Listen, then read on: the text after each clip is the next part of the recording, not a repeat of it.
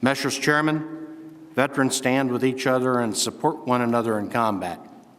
And long after the bullets cease to strike, we always rely on our warrior brothers and sisters. And I'm hoping that every member of Congress will also stand with us and for us each and every day of your respective terms. Since our founding, DAV has remained dedicated to fulfilling our promises to the men and women who served, their families, and survivors. Let me thank those of you who joined us for a couple of hours ago in front of the Capitol at our press conference calling for advance appropriation for all veterans programs, service, and benefits.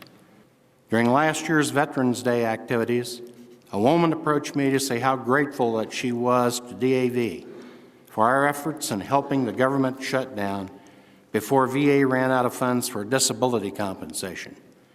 She and her husband's only income was his monthly VA compensation. And as the shutdown lingered on, she told me with tears in her eyes that they were terribly worried that they would not be able to buy food, gas, or pay their rent.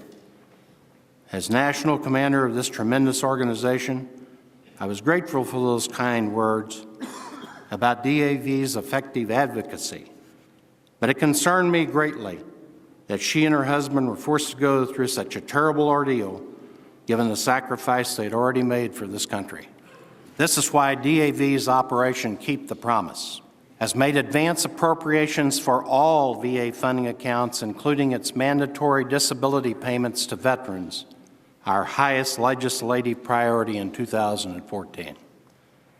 Messrs. Chairman, advance appropriations is a common-sense approach to a long-standing problem, and it has broad and bipartisan support in Congress, in the veterans community, and by the American people at large.